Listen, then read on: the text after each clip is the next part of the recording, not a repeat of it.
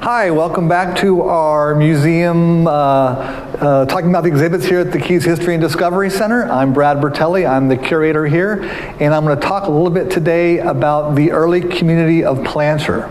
Now remember, if you have questions, please feel free to type them in and Aaron will let me know. We can answer them live on air. If not, type them in afterwards. I'll be sure to get back to you during the course of the day.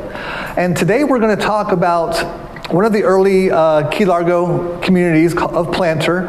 It was first established by Samuel Johnson, who grew up in Great Harbor, Bahamas. He would move to Key West when he was 18 years of age, and in Key West he would meet Caroline Tedder and marry her. They would have 7 children, 6 boys and a girl, and they were married in 1861, and then sometime between 1870 and 1880, they would pack up from Key West and move up to Key Largo. Now, by this point, Captain Ben Baker had already established a successful pineapple plantation about mile marker 98. So when Johnson and his family moved up to Key Largo, and this community of Planter is located today in the area of Ocean Point Suites Marina, Ocean Point Suites condominiums, and Harry Harris Park. If you're looking for a road map on US 1, you come to Dairy Queen, and then you about mile marker 93, and then you turn down Burton Drive, and you kind of end up in that area. Now, in 1870, according to the U.S. Census, there were 13 families or households living on the entire island of Key Largo, which is the largest of the Keys and the Florida Keys, with about 61 people for total population on the island. Now, when the Johnsons showed up sometime between 1870 and 1880, they would increase those numbers, and what they would do, the Johnsons created a series of farms. And because this was a farming community or a planting community, the name Planter became the name of the community because they were planting pineapples and tomatoes and melons and cucumbers. Now, what's interesting about Planter, and Planter is really the precursor to Tavernier, but Planter became home to the very first full-time building used as a church, a Methodist church, the Planter Methodist Church, which was established in 1887. Several years later, in 1891, the post office, the Planter Post Office, which is behind me is a picture of. Here, Planter, and up here in the right-hand corner, that is an aerial view of Planter, and you can see there were a series of long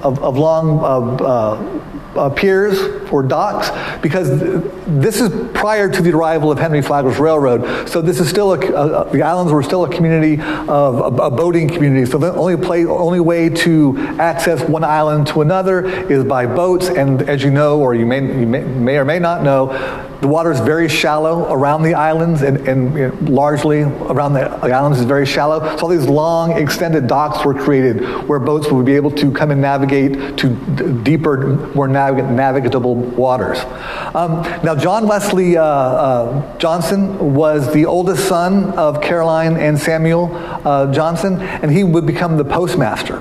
Now, because the water was too shallow for the postal boat, which was a large side-wheeler boat called the City of Key West, which worked between Key West and Coconut Grove, the boat was too big to come into the post office at Planter, so John Wesley took his boat out and in deeper waters hammered down a big stake into the shallows, and on the side of the stake he attached two hooks, baggage hooks, kind of the same way that the trains would do later, where they would have the mail bags hanging on the side, and they would be able to swipe as the train went by or stopped. So the City of Key West would come in every day and drop off a bag, and then pick up a bag had John Wesley. Should there be outgoing mail?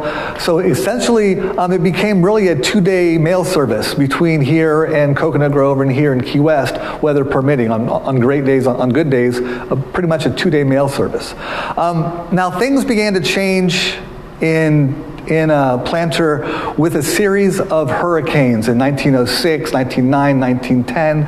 And these hurricanes brought a lot of wind and rain, but also tidal surge. And this is when the pineapple blight of the Upper Keys really began to take a toll on the farmland, and that tidal surge would have salted the ground and kind of ruined it for pineapples. Also, what the problem was, well, that wasn't a problem yet, but there was also daily mail or daily train service now. In 1908, daily train service from Miami to Knights Key at the foot of the 7 Mile Bridge. So the community began to move away from the boats, the edges of the island, because now there was a train operating in the middle of the island, which offered, more reliable service. The rain didn't matter, the wind didn't matter. So the train was bringing ice and mail and tobacco and flour and sugar and molasses and coffee, all these things that were, previously the ships had to go to Miami or to Key West for these resources. Now these resources were coming to dropped off in Tavernier at the depot. Now, about the last family to leave Planter was about 1911. That was the last of the Johnsons moved away from the edge of the island, closer to the center of the island where the Tavernier depot had been operating. And this becomes the beginning of the community of Tavernier. Now, there is a second life for Planter. There's the great book, It Had to Be You, written by Kay Wilkinson, who describes her life living in the Planter area. Her husband, Jack, essentially became squatters. They became squatters and living in a tent in that area. And this is the 1930s, and there are a few families still living in the area. The Thompsons were there, and then the Wilkinsons, and then there's that great book that Kay wrote and that we republished last year, 6 months ago, lost track of time, that talks about how incredible it was to be living in that area at that time, and relying just on the ocean to bring the resources necessary to build their house, with a love seat, and living off the land and living off the turtle and the conch and the fish. If you haven't read the book, it's fantastic. It Had to Be You. It's available on Amazon. It will be available back here when we open up, hopefully soon. We're not sure yet what's going on with that. But so Planter is a thriving, in the 1880s, 1890s, it's a thriving community. It has the first permanent church. It's got the school, has a post office. There's even a small grocery store here next to the post office. I'm sure lots of canned goods available there. Not a lot of fresh produce, I imagine, but there is these communities on Key Largo who are growing produce for commercial benefit as well, but also for their own families. So there will be large pineapple groves and cucumbers and tomatoes, but also smaller family gardens for daily use. And so I think we're going to wrap up with our little talk about Planter. Next time, we'll talk about Tavernier or some of the Rock Harbor, some of the other early communities that are talked about here in one of our really cool exhibits called Stories of the Upper Keys. These touchscreen monitors, when they aren't showing things like that. As my back is turned, I can't see what's going on. There's so much more information that are available on there to talk, and I see we have a question. So, Aaron? Ellen would like to know, do any of those buildings still remain, or even the foundations? They do not. There were several cisterns there are a couple of cisterns out in the woods by the baseball fields at Harry Harris. I know when Ocean Point Suites or Ocean Point condominiums were being constructed, there was an effort led by Jerry Wilkinson to keep some of the old cisterns, not have them destroyed. Sadly, that effort was not successful. So those ruins, those artifacts are no longer there. There is my great-grandfather's house. Your great-grandfather's house? Still stands, and he purchased it from Mr. Johnson, one of the Johnson brothers, disassembled it from its place on Planter, put it on a barge, sailed it down, and then reassembled it in Tavernier where it still stands today. And also the Methodist Church that was formerly home to the Free Press, I believe, was there most recently, or the Weekly, the Free Press. And that building too was disassembled and moved into the Tavernier area. So yes, there are a couple of buildings left, but most of the ones from the Planter area itself have long since been destroyed, and the cisterns that were still viable and still recognizable were sadly destroyed when the Ocean Point condominiums were constructed. Thanks for your question, Ellen. All right. And so until Wednesday, tomorrow night, we have a great webinar from a marine laboratory scientist about crustaceans, local crustaceans, stone crab, lobster. And then Thursday morning, we'll be back here at 10 o'clock talking about another exhibit here at the Keys History and Discovery Center.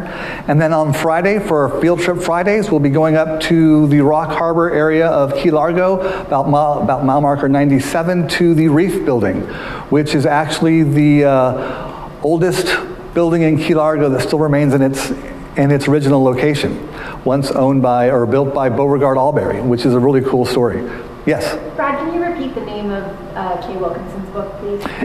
Kay Wilkinson's book is It Had to Be You. You can find it if you type in, if you go into Amazon and search It Had to Be You, add Wilkinson, because there's tons of It Had to Be Yous on there, and that'll help narrow it down. It's really a fascinating peek into early life in both Tavernier.